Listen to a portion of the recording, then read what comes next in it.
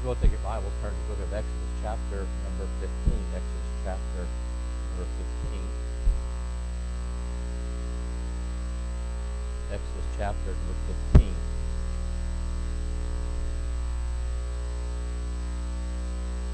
Studying through the book of Exodus.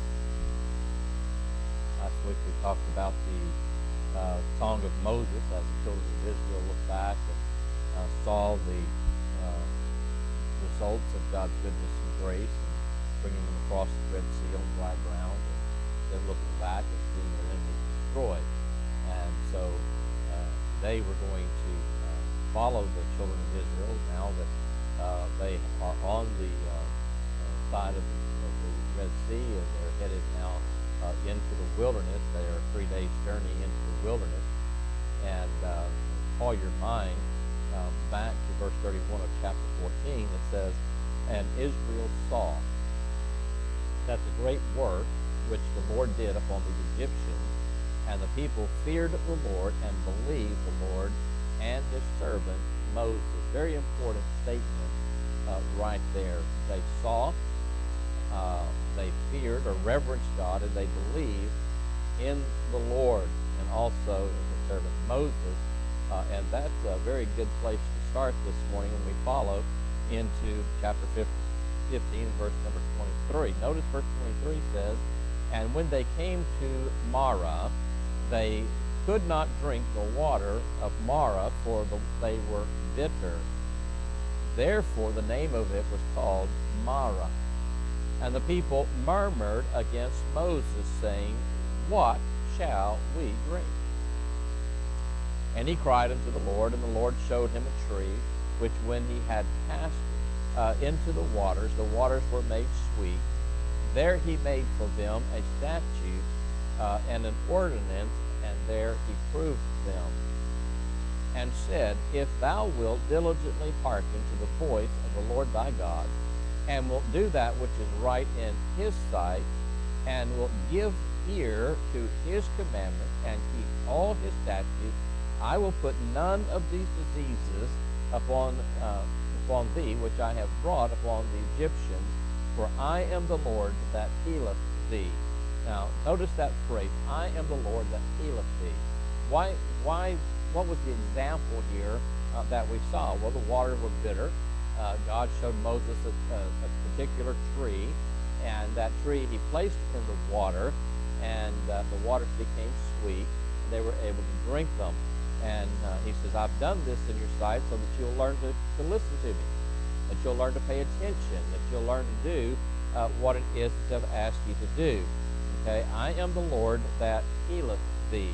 Verse 27 says, and they came to Elam, where were 12 wells of water, and 70 palm trees, and they encamped there by the waters.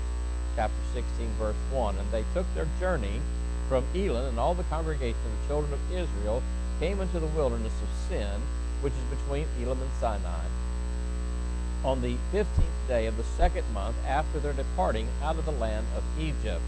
And the whole congregation of the children of Israel murmured against Moses and Aaron in the wilderness. And the children of Israel said unto them, Would to God we had died by the hand of the Lord in the land of Egypt, when we ate or sat by the flesh pots, and when we did eat bread to the full, for ye have brought us forth into this wilderness to kill this whole assembly with hunger. Then said the Lord unto Moses, Behold, I will rain bread from heaven for you, and the people shall go out and gather at a certain rate every day, that I may prove them whether they will walk in my way or no. And it shall come to pass that on the 6th day," same pages here, "on the 6th day they shall prepare that which they bring in, and it shall be twice as much as they gather daily. Moses and Aaron said unto the children of Israel, At even then ye shall know that the Lord hath brought you out from the land of Egypt."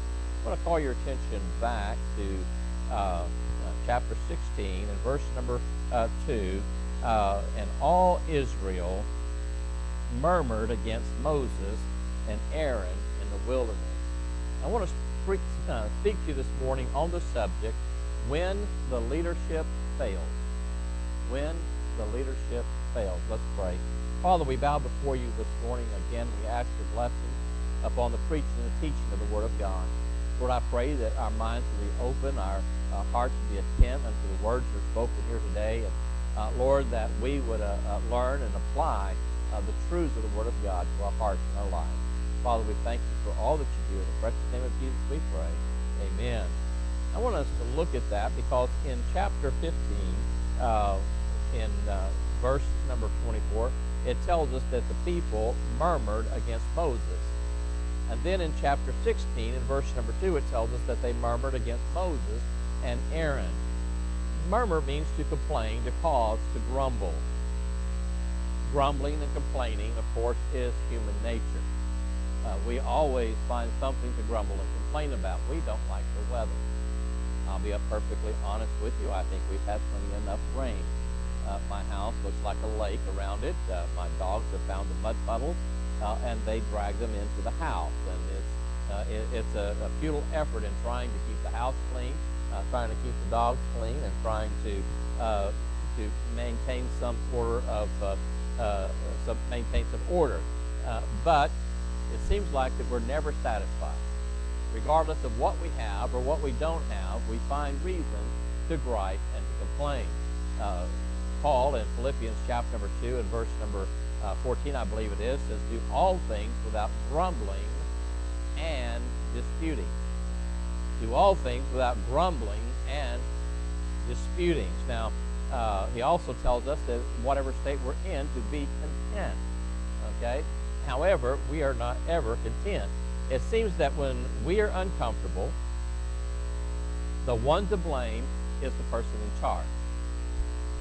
You notice that they didn't blame God at this particular point. Who do they blame? They blame the leadership. Okay? And it's easy to blame the leadership because they're the ones that are responsible for bringing you to where you're at. Moses and Aaron were the ones who brought the children of Israel physically. They were the physical leaders who brought them out, but God in his mercy and God in his grace assigned Moses and Aaron as the leaders of this massive group of Israelis to come out of Egyptian bondage and bring them to the portion or to the place that it is. Such is the case as Moses. The people want to complain and they want to gripe and they have something against him because he's brought them this far. Okay, we make the summation that the leader is hoarding all the good things. Now you stop and think about this statement here.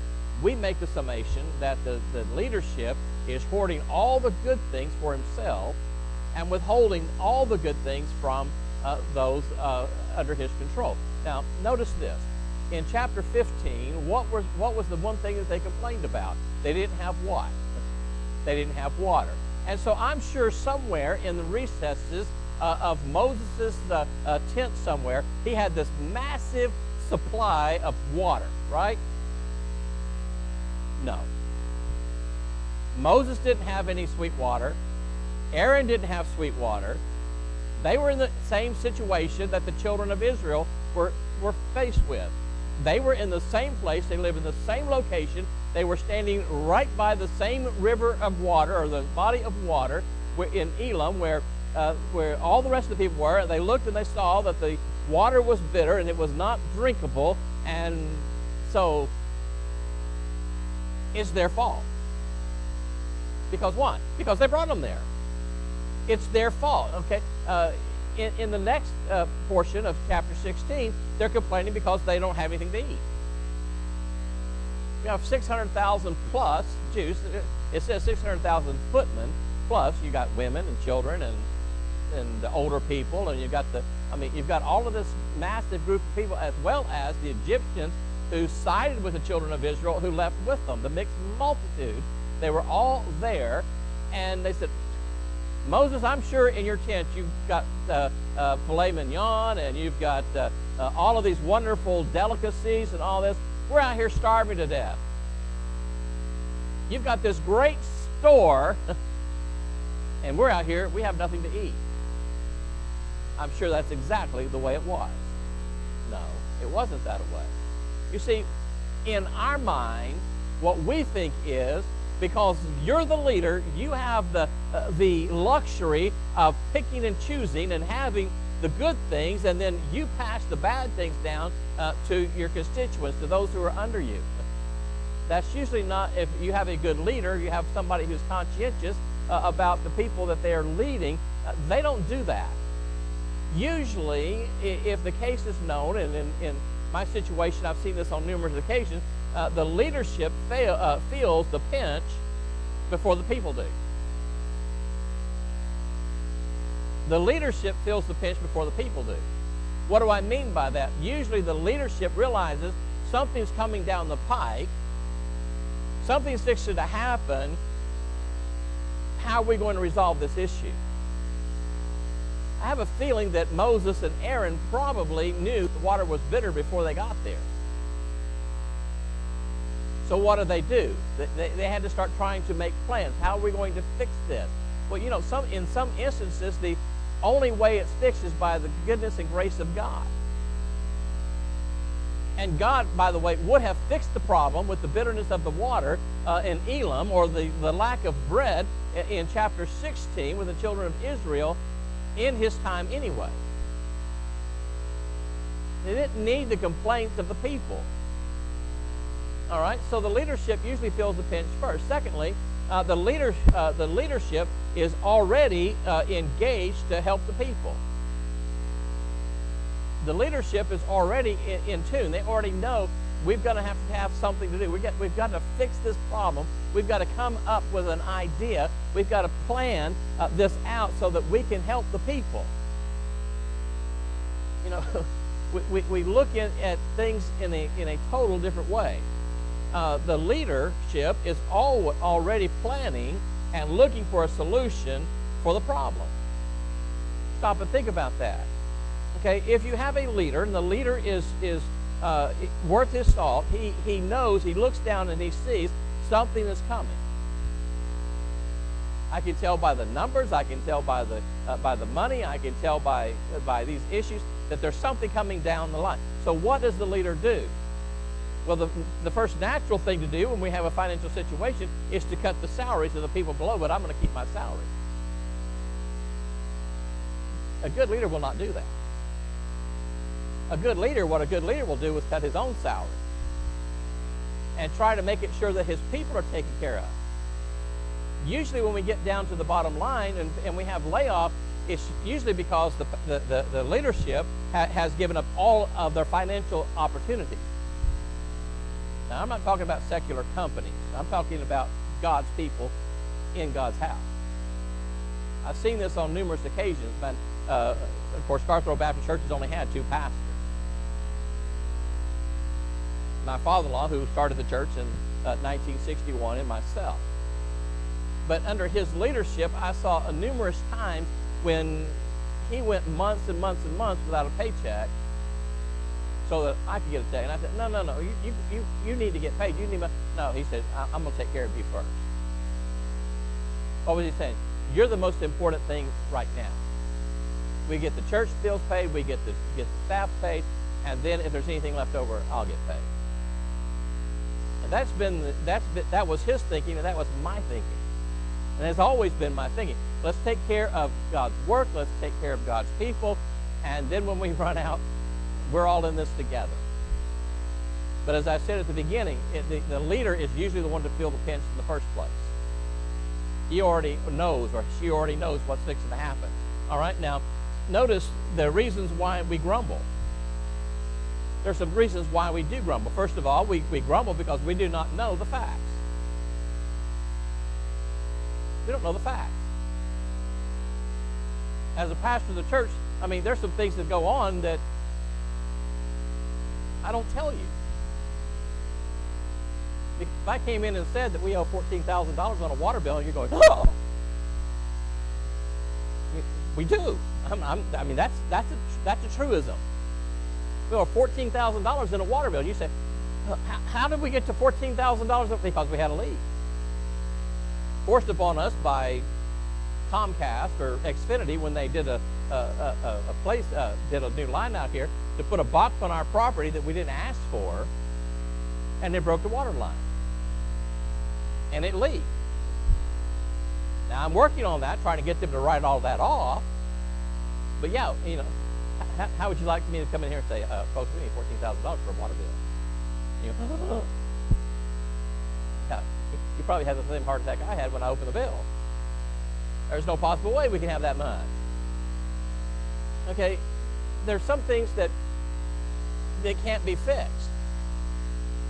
And so the leadership has the idea, and to be honest and truthful with you, before they start throwing darts at the leadership, this leadership hasn't had a paycheck from the church in a long time. Why? Because I want the church to succeed. Now it filtered down to Brother Mark and Brother Steve. But the truth is, it's for the purpose of keeping the lights on. It's for the purpose of keeping things going. It's for the purpose to keep the church up and running. It's to keep the bills paid. You see, the leadership knows these things. Now, these are some facts that everybody in the world doesn't know. And I'll be honest with you, of course, this is going out live stream, and anybody in our community can see this, but you realize that when the leadership tells certain things, that some people can't keep their mouth shut. They used to say, telephone, telegraph, tell a woman. Right? Not so much anymore, because men run their mouths more than women do. But the problem is when you start telling these things, and then people start going out in the community, well, our church is fixing to die because we just can't, you know. That's not a fact. Or we start inventing these ideas, or we start telling these things that aren't true because we do not know the facts. So the children of Israel didn't know the facts. By the way, the leadership didn't know the facts either. They were in the same place as everybody else was. So stop and consider that. Secondly, they don't know the facts. Secondly, we don't know the facts. Secondly, we don't think that the leader is doing enough. Well, all the leader's doing is sitting back there and enjoying and reaping the benefits of his position. He's not doing anything. He's just sitting back and doing nothing. Yeah, that's probably not true either.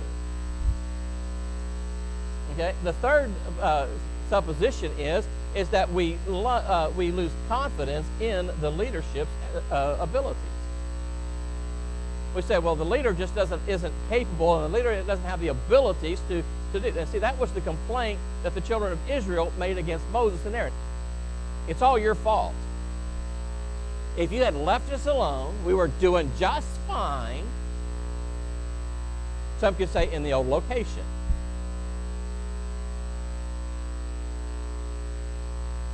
Hello? If we had never moved, we wouldn't be in this situation. Well, that's possibly true. But God did not want the children of Israel in their old location. And God did not want us in the old location. He wanted us to move. He provided for us to move. And so it has nothing to do with the leadership abilities. It has a lot to do with God's abilities. Moses and Aaron had to wait on God just like everybody else had to wait on God. And some people think, well, the preacher, the leadership, they have this open concept and this open communication with God and knows everything that God knows. I wish that were true. I wish that were true. If you will, take your Bibles, turn to the book of Numbers, chapter number 11. The book of Numbers, chapter number 11. You see, as the leadership goes, we have the same situation. Notice in chapter 11, verse number 1, it says, and when the people complained, it displeased the Lord, and the people and the Lord heard, and his anger was kindled, and the fire of the Lord was burnt among them and consumed them that were in the uttermost parts of the camp. And the people cried unto whom? Moses. The people cried unto Moses, and when Moses prayed unto the Lord, the fire was quenched, and he called the name of the place Taberah, because the fire of the Lord burnt among them. And the mixed multitude that was among them fell a lusting, and the children of Israel also wept again, and said, Who shall give us flesh to eat? We remember the fish that we did eat in Egypt freely, the cucumbers and the melons and the leeks and the onions and the garlic. But now our soul is dried away. There is nothing at all beside this manna before our eyes. And the Bible describes what the manna was in verse number 7. And the people went about and gathered it on the ground, and he goes through. And then chapter 11, verse 10. Then Moses heard the people weep throughout their families, every man in the door of this tent. And the anger of the Lord was kindled again, and Moses also was displeased. You think? Notice this. The people are complaining. They're in the tent. They're crying out. They're griping. They're complaining. They're murmuring. And now then, Moses has to listen to all this, and he's displeased. And Moses said unto the Lord, Wherefore hast thou afflicted thy servant? And wherefore have I not found favor in thy sight, that thou layest the burden of all this people upon me? If you recall, Moses said, I don't want this job. I don't want this responsibility. And God said, you're going to get it anyway.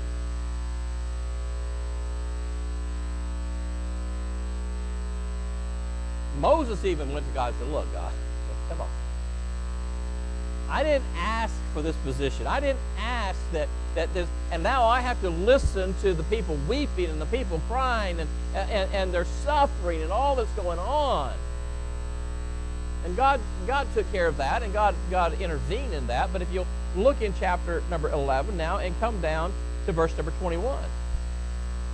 And Moses said, the people among whom I am are 600,000 footmen, and thou hast said, I will give them flesh, that they may eat a whole month. Shall the flocks and the herds be slain for them to suffice them? Or shall the fish of the sea be gathered together for them to suffice them? Moses said, well, where's this all coming from? You said you're going to feed them. Where's it coming from? Folks, let's bring that down into the 2018, February the 25th. Do you not think that I have petitioned the Lord and said, Lord, how are we going to do all this? How are we going to take care of school? How are we going to take care of RU? How are we going to take care of the ministries? How are we going to take care of the people? Lord, where's it all coming from?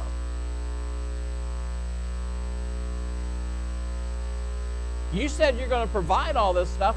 Okay. Are we going to use all of our flock? Are we going to go up fishing? What are we going to do? Isn't it amazing that Moses is even questioning God and saying, God, look, you've told the people this, and you've placed that upon their plate, and you've let them know that this is going to be happening. They're going to be looking at me, and they're going to be throwing stones in a few minutes. Because I can't do this, Lord. Continue reading. Verse 23, and the Lord said unto Moses, Is the Lord's hand waxed short? Thou shalt see now whether my word shall come to pass unto thee or not. What is God telling Moses? You're going to wait. Are you saying my abilities are not enough to take care of the situation? Think about that for just a moment. Moses saw the goodness of God. Moses saw the miracles of God. Moses was involved in seeing what God was going to do, and yet Moses was overwhelmed. And sometimes the leadership gets overwhelmed because Lord, you said this is going to take place. I so vividly remember in May of 2015 when God told Jim Lamb in the bank drive-through as he's sitting there and praying about what it is that he wanted Jim Lamb to do, and God said, I know where you're at, I know what you're going to do, I know where you're going to be, and you're right where I want you.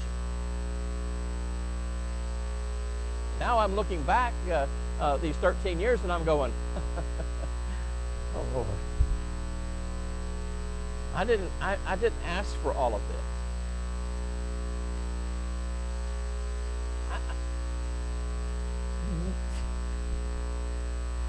Why? Because Moses was human and so is Jim Lamb.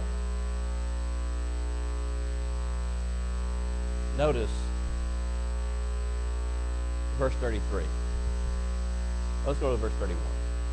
There went forth a wind from the Lord and brought quails from the sea, and let them fall by the camp, as it were a day's journey on this side, and as it were a day's journey on the other side, round about the camp, and as it were 2 cubits high upon the face of the earth. What is he saying? He's saying God supplied abundantly above all that they could ask or think. And the people stood up all that day, and all that night, and all the next day, and they gathered the quails, and he had gathered 10 homers, and they that had that spread them all abroad for themselves round about the camp. And while the flesh was yet between their teeth, ere it was chewed, the wrath of the Lord was kindled against the people, and the Lord smote the people with a very great plague. Now, let's stop right there for just a second. Why was God angry with the people? They were griping, they were murmuring, they were complaining. But more importantly, they refused to trust God in the situation. Rather than accepting their situation, I mean, God brought them forth. God provided them the water they needed. And by the way, after he moved them from the bitterness of Elam, the Mara, and he moved them over to the new place, there were 12 oases with the palm trees for shade. There was everything that they needed right there. God provided abundantly above all that they could ask or think. God provided them bread, and God described the bread as like a coriander seed. It was a bedlam in color, and all these things, and all they had to do is they had to go out and collect it every day. On the 6th day, they collected double so that they could have it through the Sabbath day, and God provided abundantly for them, but that wasn't sufficient. I never thought about this before until I started studying this. But remember Moses' question? We've got all of these flocks out here. Do you want us to kill all the flocks to feed the people? Do you want us to empty the lake and these 12 tributaries of water of fish to feed the people? Lord, what do you want us to do? And God says, you sit back and you wait and see. I'll show you. And God provided them the flesh to eat, but he also brought a judgment upon them. Why? Because they didn't trust. See, God said, I will provide, and God does always provide. Not only do we have the issue with supply, but we also have the issue with complaining about the leadership. And it usually comes from the leaders' own people. Notice, if you will, chapter 12. And Miriam and Aaron spake against who? Moses. Because the Ethiopian woman whom he had married, for he had married an Ethiopian woman. And they said, hath the Lord indeed spoken only by Moses? Hath he not spoken also by us? And the Lord also heard it. Now the man Moses was very meek above all the men that were gathered that were upon the face of the earth. And the Lord spake suddenly unto Moses and unto Aaron and unto Miriam, come out, ye three, unto the tabernacle of the congregation, and they three came out. And the Lord came down in the pillar of a cloud and stood in the door of the tabernacle and called Aaron and Miriam, and they both came forth. And he said, Hear now my words. If there be a prophet among us, or among you, I, the Lord, will make myself known unto him in a vision, and will speak unto him in a dream. My servant Moses is not so, who is faithful in all mine house. With him will I speak mouth to mouth, even apparently, and not in dark speeches, and in the similitude of the Lord shall he behold. Wherefore they then were ye not afraid to speak against my servant Moses. Let's stop right there for a moment.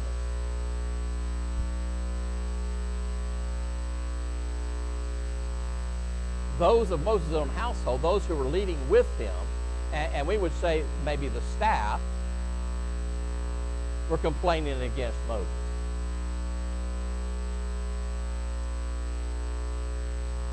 Who made you the king? Who made you the boss? It's a dangerous thing to go against God's man. And that's what God is showing them right here. In fact, Miriam lost her health. She became leprous. Follow along as I read, verse number 9. And the anger of the Lord was kindled against them, and he departed, and a cloud departed from off the tabernacle, and behold, Miriam became leprous, white as snow. And Aaron looked upon Miriam, and behold, she was leprous. And Aaron said unto Moses, Alas, my Lord, I beseech thee, lay not the sin upon us, wherein we have done foolishly, and wherein we have sinned. Let her not be as one dead, of whom the flesh is half consumed, when he cometh out of his mother's womb. Miriam paid a high price for her mouth. Be very careful what you say. You say, well, you're just saying that because you're the preacher. No. I'm not saying that just because I'm the preacher. I'm saying that as God's warning. You see, people wonder why. Well, why doesn't he tell people what's going on? Well, I can tell you why. As I said momentarily, or just a moment ago, people can't keep their mouth shut. I made the mistake one time telling something in confidence to somebody, and it came back to me. Only, but not the way I said it. Because when you choose to put somebody in confidence, and you tell somebody something, and they choose to tell it, thinking that they're telling it in confidence, that person, loose lips sink ships.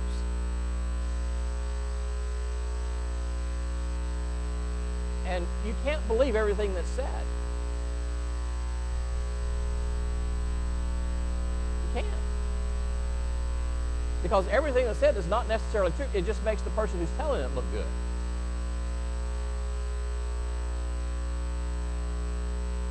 I remember years ago, man, you'll probably remember this, when Brother Ed left Stewart Heights Baptist Church, there was a rumor that went around Baytown about Brother Ed leaving his wife and marrying somebody else. And, all. It wasn't true. It didn't have to be true. It just had to be a rumor that was spread. But he was married to their mother for 36 years, passed away of cancer, and he did remarry. But the story was long before all that was. You have to understand, when people get upset, they'll tell anything. They'll make anybody look bad to make themselves look good. Well, I'm justified to do this because. You stop and you think, who's still there? Who's still holding the reins? Who's still doing the job? And who's not? It's amazing to me that Aaron came back to Moses, and Moses, come on. You can fix this for your sister. All you got to do is cry out to God, and God will heal back in 1972, I think it was. There was a major split at the Garth Baptist Church, Hens Victory Baptist Church.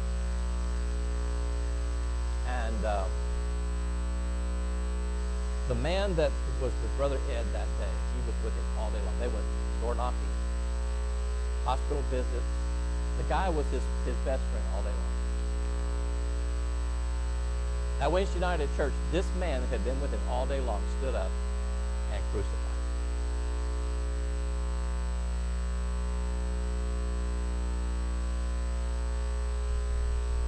A number of people left. A number of people stayed. This same man that did that went as a missionary to Mexico. Had an affair with one of the women in the church that he had started. Had a child through that woman. I'm still seeing the effects of that to this day. You see, you don't want to make those mistakes. And that's what God is saying here. You don't want to make those mistakes. Now then, let me help you here. God is still God. And the leadership that God put in the church, God is responsible for that leadership. And the leadership is responsible to that God. Moses didn't do anything wrong. But the 600,000 plus people that were under his care looked at it differently. But who was protected through the whole thing? Moses. Because God knows Moses' heart. And I will guarantee you, as a leader, you don't want to go against it.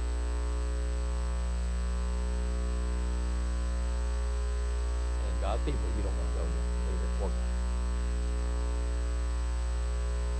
A lot of times they got what they wanted, but they didn't like what they got.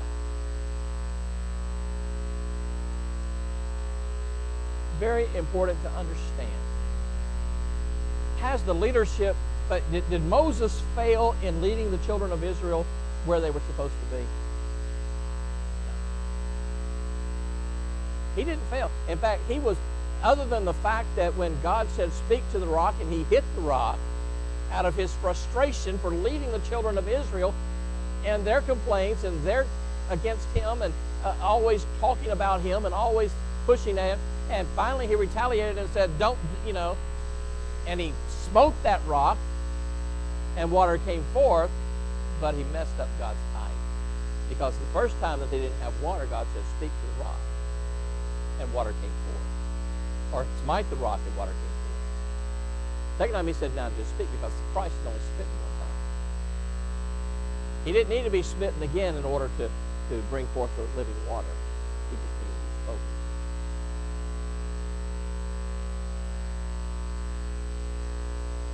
Moses, in his frustration and in his humanity, became angry with the people and just hit that rock and said, can God bring forth water out of the rock? And he just hit that rock like he had before, and water came forth. But Moses only got to see the promised land from Mount Pisgah.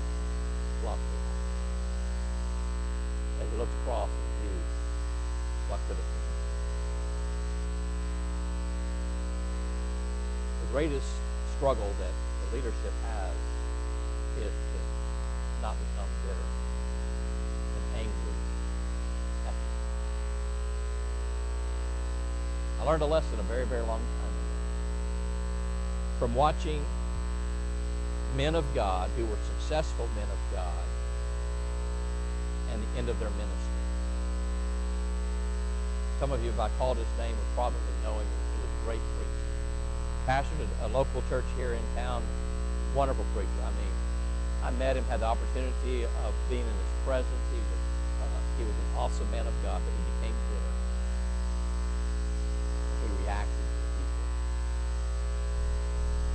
God reacted to him. Rather than pastoring a great church like he could have been, he was pastoring 10, 15 people.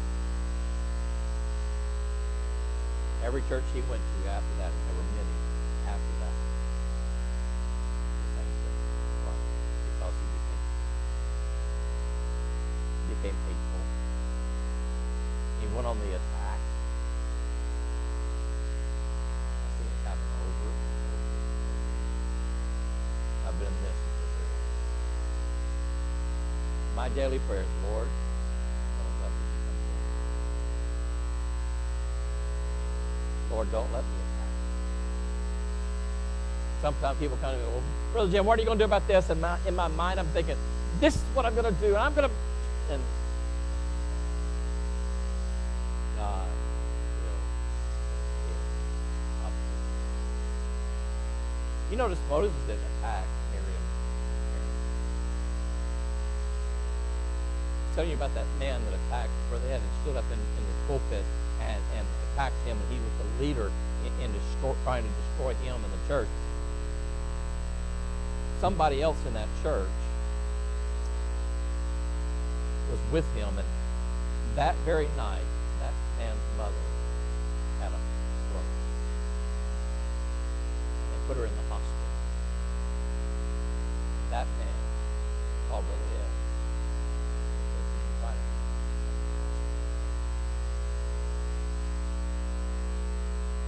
Brother Ed, his dignity, his kindness, his love,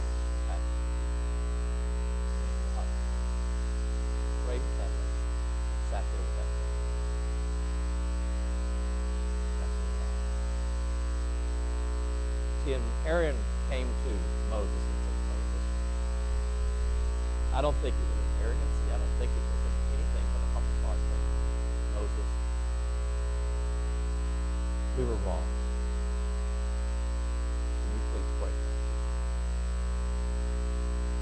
You notice in verse 12, and Moses cried unto the Lord, saying, Heal us now, O Lord, I beseech thee. And the Lord said unto Moses, If her father had but spit in her face, should she not be ashamed 7 days? Let her be shut up from the camp 7 days, and after that let her be received again. Miriam was shut up out from the camp 7 days, and the people journeyed not, but Miriam was brought in again. And afterward the people removed from Hazeroth and pitched in the wilderness. Folks, the leadership is the natural attackee.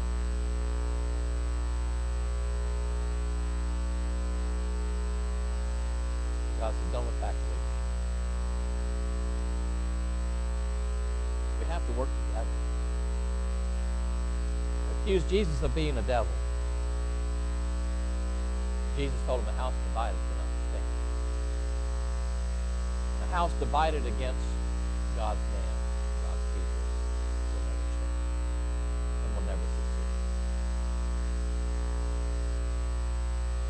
So God gets his way. And the people humble themselves and go back and say, we need to work together. We don't need to. We need to be in agreement together. Take it. The children of Israel finally got to the river. They noticed that everyone that was attacking Moses, they all died in the river. Before God could make it so. Bring them. Let's stand for prayer. Father, we thank you.